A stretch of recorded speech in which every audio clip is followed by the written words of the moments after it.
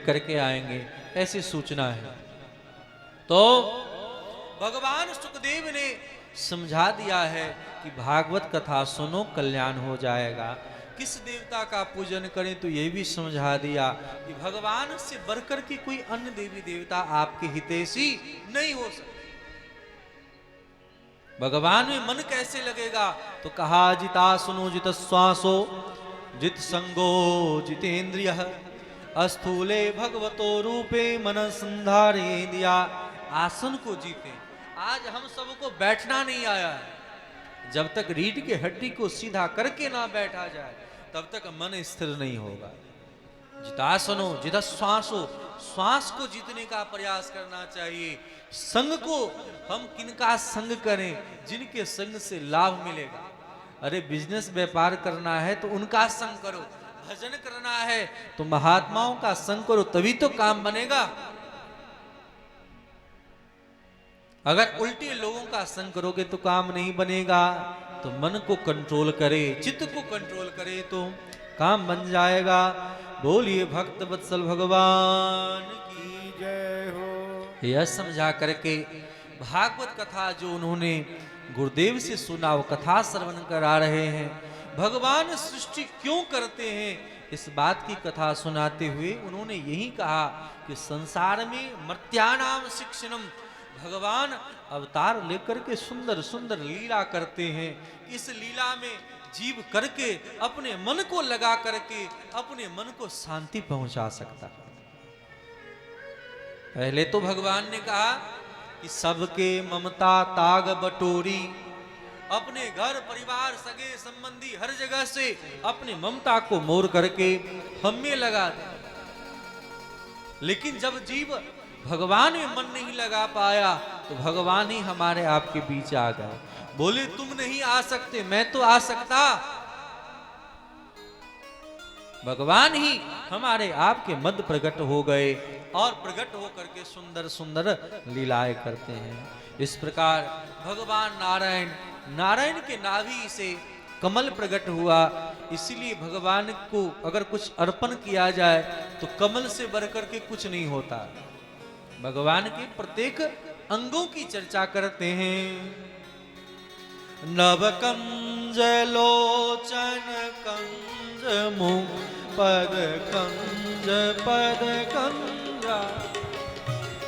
नव कंज लोचन कंज मुख पद कंजारुणो।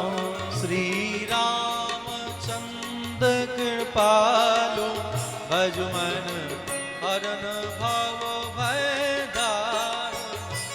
श्री रामचंद्र कृपाल भजमन हरन भव भयदार। तो भगवान को अगर अर्पण किया जाता है तो कमल से उदाहरण दिया जाता है कि उनके जैसा उदाहरण और कुछ नहीं है। कमल ने ब्रह्मा को बनाया है, कमल से ब्रह्मा बना ऐसा नहीं है, ध्यान देना। कमल से ब्रह्मा है, ब्रह्मा से कमल नहीं है। इस प्रकार बड़े प्रेम से स्तुति करते हैं भगवान की। तो भगवान नारायण के नाभि से एक कमल प्रकट हुआ, कमल पर ब्रह्मा जी प्रकट हुए और ब्रह्मा जी महाराज ने 4 पुत्र को प्रकट किया। ध्यान देना, शक सनंदन सनातन सनत कुमार, ये आदि सृष्टि है। जब इन सृष्टि का विस्तार नहीं हो पाया तो 4 पुत्र को जन्म दिया, शक सनंदन सनातन सनत कुमार।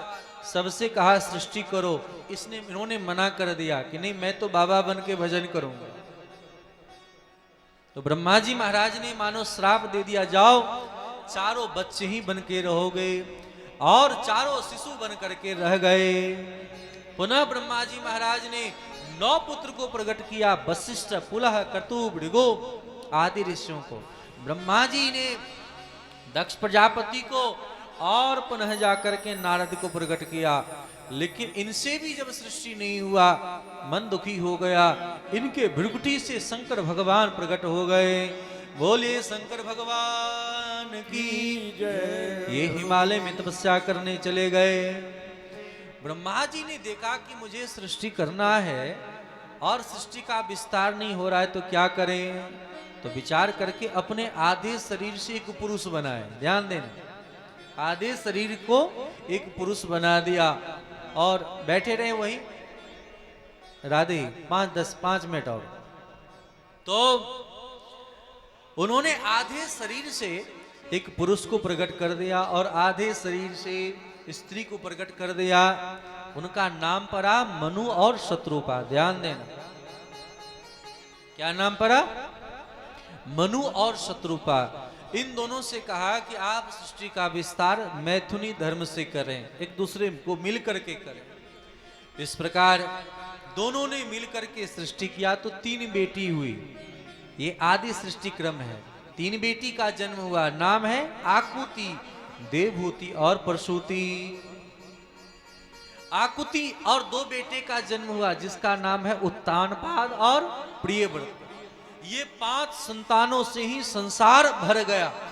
हम आप जितने भी हैं सब इन्हीं 5 के माध्यम से संसार में सृष्टि का विस्तार हो गया। तो मनु जी के संतान होने के नाते ही हम जीव मानव कहलाते हैं। ये दोनों सृष्टि करें, लेकिन पता चला कि पृथ्वी का हरण हो गया है। हिरण्याक्ष हिरण्यकश्यप ने हरण कर लिया है। भगवान नारायण ने ही ब्रह्मा के नासिका से 12 रूप धारण करके उन्होंने राक्षस का वध किया है, पृथ्वी को जल पर स्थापित कर दिया है।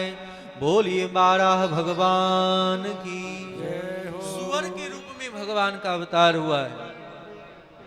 भगवान ने रूमकूप झाड़ा है, इसी से दुर्वादल आदि तैयार हो गया। इस प्रकार भगवान श्री मनु जी महाराज अपनी पुत्री का विवाह, आकुति महारानी का विवाह रुचि प्रजापति के साथ करते हैं, जिनसे यज्ञ भगवान प्रकट हो गए।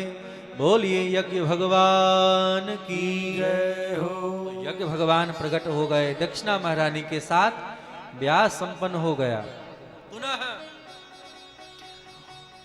भगवान देवहूति महारानी का विवाह करदम नाम के ऋषि के साथ हुआ। करदम जी से भगवान ने कहा, अगर आप ब्याह करें तो आपके घर में लाला के रूप में मैं जन्म लूंगा। और करदम जी का ब्याह हुआ देवहूति महारानी के साथ। बहुत दिनों के बाद 9 पुत्री का जन्म हुआ, जिन 9 पुत्री को उन्होंने ऋषियों के साथ ब्याह दिया। समय पाकर के इनके घर से भगवान कपिल प्रकट हो गए। बोलिए कपिल देव भगवान की। कपिल देव भगवान की परिक्रमा करके महाराज करदम चले गए तपस्या करने के लिए। देवहूति महारानी चरण कमल में वंदन करती हैं। तम त्वागताहं शरणं शरण्यं स्वभृत संसार तरो कुठारं जिज्ञासयाहं प्रकृते पुरुषस्य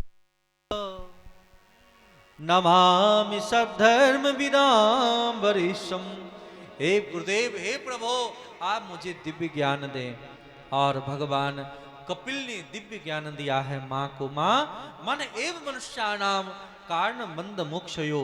मन से ही जीव बंधन में फंसता है और मन से मुक्त होता है। ध्यान देना, जिस चाबी से ताला बंद होता है उसी से तो खुलता है कि अलग से।